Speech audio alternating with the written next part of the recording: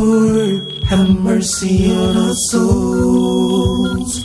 Stay away from the major sins.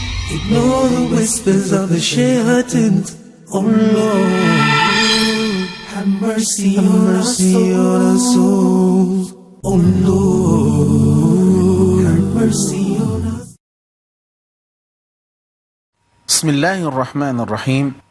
الحمد لله رب العالمين، والصلاة والسلام على أشرف المرسلين ورحمة الله للعالمين سيدنا محمد وعلى آله وصحبه أجمعين. My dear respected brothers and sisters, Assalamu alaikum wa rahmatullahi wa barakatuh, and welcome back to a new episode of Healing Hearts, where we are talking about ways of elevating in the highest grades of the righteous who are flying in the tracks that ultimately refer to the straight path of Allah subhanahu wa ta'ala. And a healing remedy of our hearts is to follow the way of its life, how it was been made and why it was being created, to know its mission and its vision, and to implement the commands of Allah and the commands of our Prophet Muhammad sallallahu alaihi wasallam. In today's session, we are talking about a station of elevation in which actually the heart stops by and enjoys its closeness to Allah subhanahu wa ta'ala. This is called al-mahabba, or love, or attachment to Allah. A heart that is not well attached to its Lord is a miserable heart.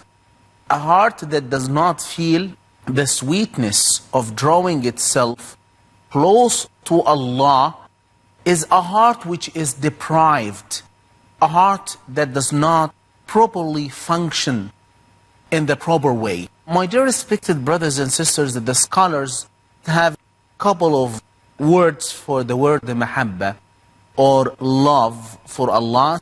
They use words like love or mahabba or ta'alluq, attachment, etc. Anyhow, the proper Islamic perspective of mahabba means, or it includes in Arabic language, it means purity, it means sincerity, it means also elevation and purification. It has also the meaning of commitment and holding fast and strong. So basically, a person who loves another, he has a sincere and purified inclination towards him, and also he is closely related and connected to him. Therefore, the scholar said mahabba means that you prefer the beloved to your own self. What you can imagine of a mahabba or a love for Allah subhanahu wa ta'ala? What is the meaning of mahabba when it is related to Allah? It means when the heart feels sad, when it is away from the track of Allah, when a person feels solitude, when a heart feels sympathy and happiness and pleasure, when it goes around the mighty throne of Allah, when this heart obeys and submits and fulfills the commands of its order, the divine subhanahu wa ta'ala, it feels relaxation, tranquility, happiness, and love. It is a matter of hastening into doing what He asks you to do, preferring His inclination to yours, preferring what He asks you to do to what your desires and whims and the shaitan commands you to do, preferring what Allah subhanahu wa ta'ala likes. Or when you are given a choice of two things, you immediately look, where is the pleasure of Allah? Where are the commands of Allah? And it is not to that extent, but you enjoy doing it. You feel happy doing it. When you are, for instance, in a state of prayer, You don't like to finish. When you are reciting the Quran, you feel that there is a honey being poured in your ears. And there is a sweetness that you can touch upon and that you can feel in your tongue, in your life, in your soul. When you are being guided by the Quran, you find the commands very easy for you. When you would like to stand up in the depths of the night for prayer, you find things are very easy. And you would like actually not to finish. You like a person who is addict to doing something, you actually do the same with Allah subhanahu wa ta'ala and with the commands of His Prophet Muhammad sallallahu alayhi wa sallam. When you give with happiness and pleasure. When you do something and perform something, you do it with full perfection and love. You do it with increase. You don't care that the money that you have will go to an end because of spending in the charity, because the Lord subhanahu wa ta'ala exalted bihi, He loves that. So in conclusion, love is to prefer the beloved to yourself, to enjoy attachment to the beloved. And when you feel that you are detached from him, you have a sourness in the soul, in the heart, that the heart is like torn apart. I will give you a story of a slave girl at the time of the Prophet ﷺ. Her name was Barira. And Barira was in the service of the Prophet's family ﷺ. And with the process of time, she was being emancipated, she was freed. And she was married to a slave, his name is Mughith.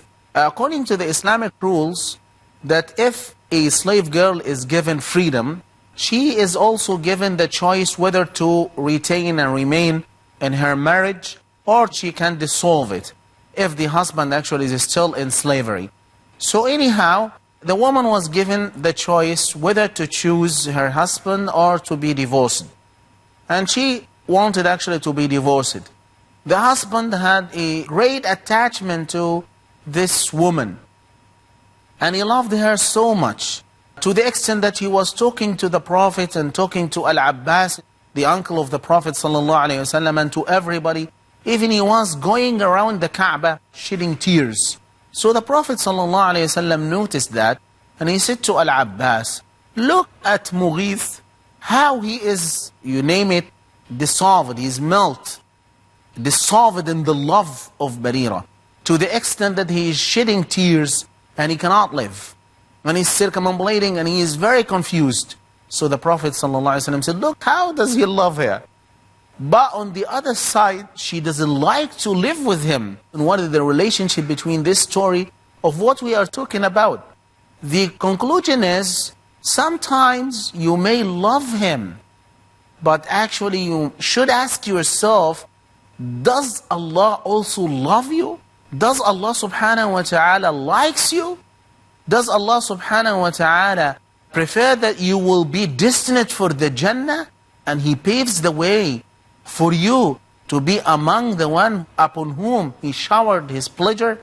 This is a very critical question. Definitely Allah loves you if He has already selected you and brought you among the Muslims. Allah loves you if He paves the way of righteousness and you find Islam and its practices are very easy for you. That's why the scholar said, إِذَا أَرَدْتَ أَن تَعْرِفَ عِنْدَ اللَّهِ مَقَامَكَ فَانْظُرْ فِي مَا أَقَامَكَ.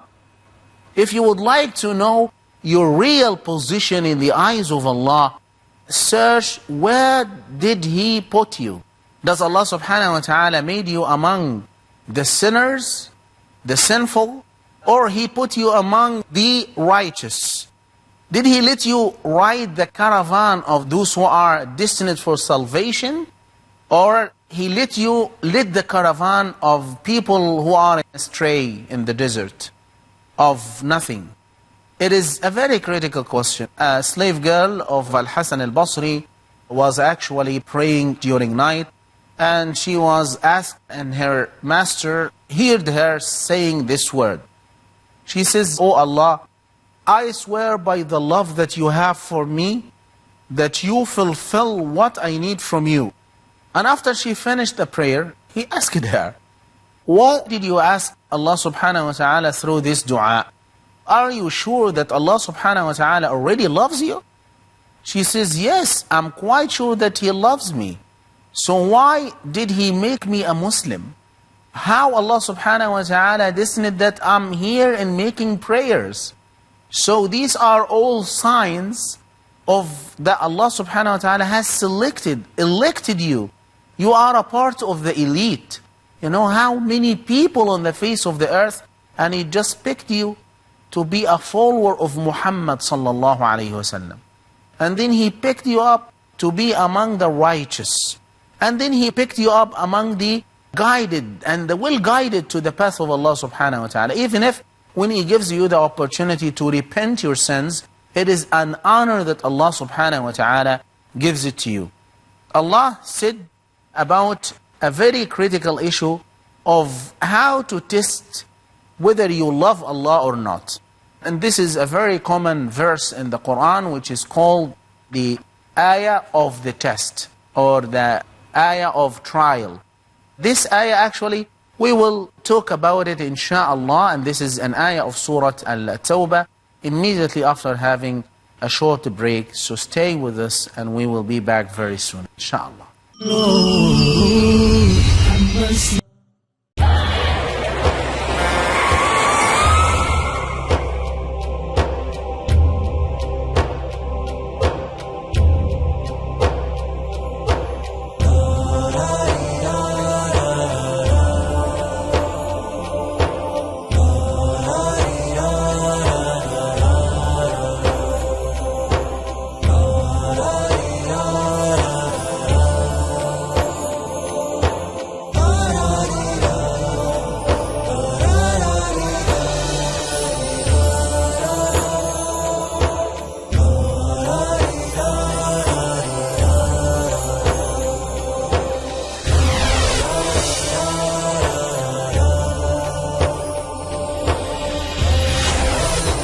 Peace TV English, the solution for humanity.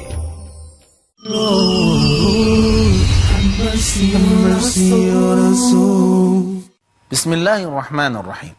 So there is, if you would like to know the exact position and exact measurement of your love to Allah, you need to recite an ayah of trial. Ayah of trialing the believers, which is ayah number 24 of Surah At-Tawbah, Surah number 9, which Allah subhanahu wa ta'ala says, قُلْ إِنْ كَانَ آبَاؤُكُمْ وَأَبْنَاؤُكُمْ وَإِخْوَانُكُمْ وَأَزْوَاجُكُمْ وَعَشِيرَتُكُمْ وَأَمْوَالٌ اقْتَرَفْتُمُوهَا وَتِجَارَةٌ تَخْشَوْنَ كَسَادَهَا وَمَسَاكِنُ تَرْضَوْنَهَا أَحَبَّ إِلَيْكُمْ مِنَ اللَّهِ وَرَسُولِهِ وَجِهَادٍ فِي سَبِيلِهِ فَتَرَبَّصُوا حَتَّى يَأْتِيَ اللَّهُ بِأَمْرِهِ وَاللَّهُ لَا يَهْدِي الْقَوْمَ الْفَاسِقِينَ.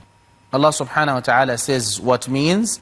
Say, O Muhammad, if your fathers, or your sons and your mothers, your brothers, and your tribes and families, and the wealth that you have acquired, and the commerce that you have, and the houses that you live in, and you are pleased with, are dead and more beloved to you than Allah and His Messenger, and striving in His cause, so wait.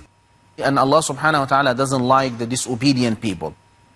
In this verse, Allah subhanahu wa ta'ala explains in a very brief terms and very explicit phrases how to test your love for Allah. You need to ask yourself about those questions.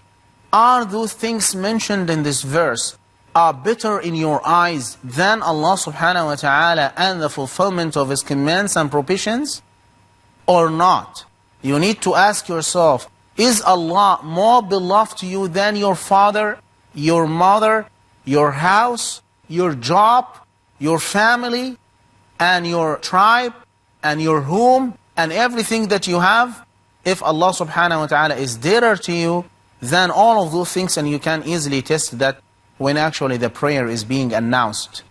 When a shari'i or a legal benefit or a legal goal goes in conflict with a dunya goal, a goal of this life. How do you compromise? How you should actually reconciliate? You give preference, you try to compromise, or you give ultimate preference to Allah and His Messenger sallallahu alaihi wasallam. This is the question. This is the reason when the Prophet sallallahu alaihi wasallam was going with Umar ibn al-Khattab, may Allah be pleased with him.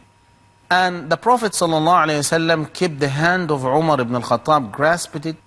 So Umar felt the warmth of the Prophet ﷺ. And the Prophet ﷺ used to be very friendly with his companions, and very lenient, and very smooth.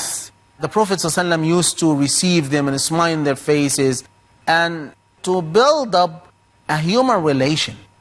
So when Umar ibn al-Khattab felt that strong relation and brotherhood between him and the Prophet ﷺ, he said, you know, O Messenger of Allah, Wallahi, I swear by Allah that I love you better than my father and better than my mother. And then the Prophet ﷺ said to him, I'm better than your son. He said, yes, and better than my son. And he said, I'm better than yourself. And then Umar ibn Khattab stopped, and he could not continue, could not answer. And we will know why he didn't answer. Because he doesn't like to be a hypocrite. He doesn't like to lie to the Prophet ﷺ.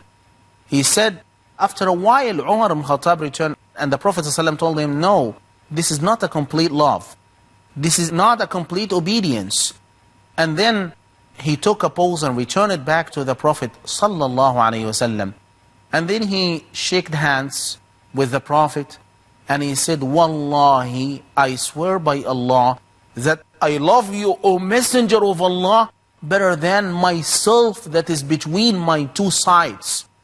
And the Prophet ﷺ said, now Umar, now this is the type of love that I mean. Wallahi inni uhibbuka ya Rasulallah afdala min nafsi. I swear by Allah that I love you, O Messenger of Allah, better than my own soul. On this occasion, Ibn Umar, his son, asked him, why you left, you returned it back, changed your heart in just a blink of an eye? He said, oh my son, I sat with myself, and then I started thinking, who is better than the other? Is it the Prophet or myself? Who is going to benefit you in the hereafter, yourself or the Prophet ﷺ? And I found out that it is him who actually made a cause by Allah to guide me to the light of guidance, to accept Islam and to become a Muslim.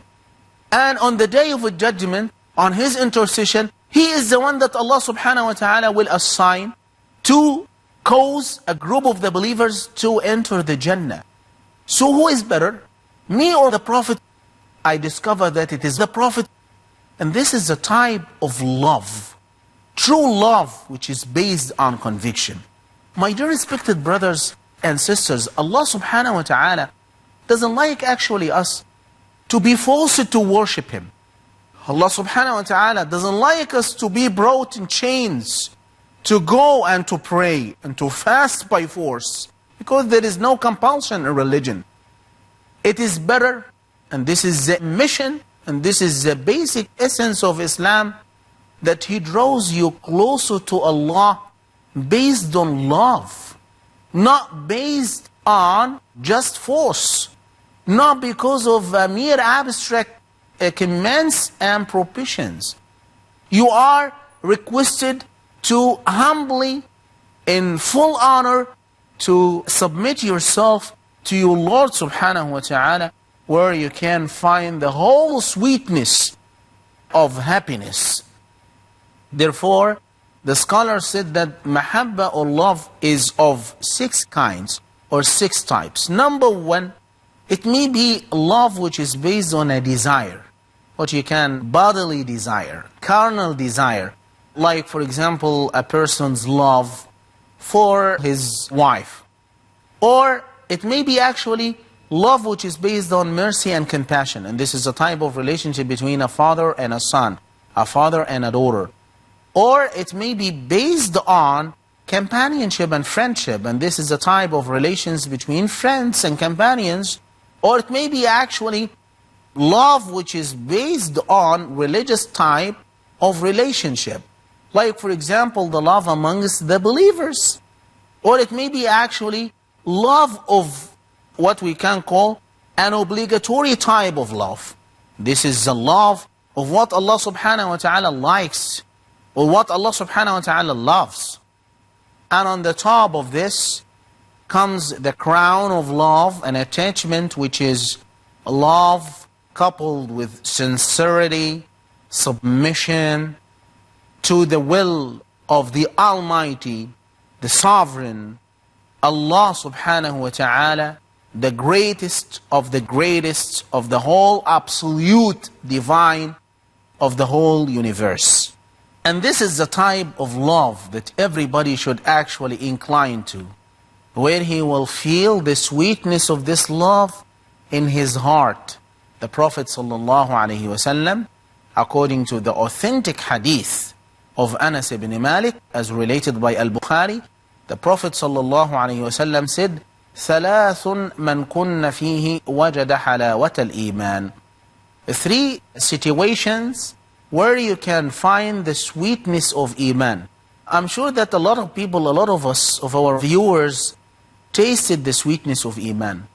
And this is actually a source sometimes of their problem. Because when they lose it, it is very difficult for them. The sweetness of Iman, the sweetness of tranquility and peace, the sweetness of calmness, the sweetness of pleasure and contentment, of recognition of the real worth and real value of this life. He said the first quality in which a person tasted the sweetness of Iman is أن يكون الله ورسوله أحب إليه مما سواهما. When Allah and His Messenger are more beloved to him than anything else, as we explained, anything that you can imagine, any of the material possessions that you have, your job, your home, your family, your father and mother, your salary, your bank account, your clothes, your car, everything that you have in this world, when Allah subhanahu wa ta'ala and His Messenger are more beloved to you than them, in this case, make sure that you will taste the sweetness of Iman. And number 2, when a person loves his brother mainly for the sake of Allah, he doesn't love him except for the sake of Allah, not for the vanities of this life, not for a business transaction, not for a trade, not for a material relation that is going actually to finish very soon. And finally, when a person dislikes to return back to disbelief, in the same way that he dislikes to be cast in the hellfire. So you can imagine if you bring somebody and you give him the choice whether do you like to be topped in the fire or you want to actually be safe. And he says, well, I'll be safe. So this is the same. If disbelief, transgression, sins, and all of the acts of disobedience are in your eyes like the fire, make sure that you will taste the sweetness of Iman. So, وَأَنْ يَكْرَهَ أَنْ يَعُودَ فِي الْكُفْرِ بَعْدَ أَنْ أَنْقَذَهُ اللَّهُ مِنْهُ كَمَا يَكْرَهُ أَنْ يُقْذَفَ فِي النَّارِ. And he dislikes to return or to revert back to disbelief as he likes to be cast in the hellfire. The topic about love and attachment to Allah is so long, and we will continue talking about it inshallah in the next episode of Healing Hearts. I ask Allah to shower all of His love on our hearts. إِنَّهُ وَلِيُّ ذَلِكَ وَالْقَادِرُ عَلَيْهِ. And all the blessings and peace of Allah be upon our Prophet Muhammad sallallahu alayhi wa sallam.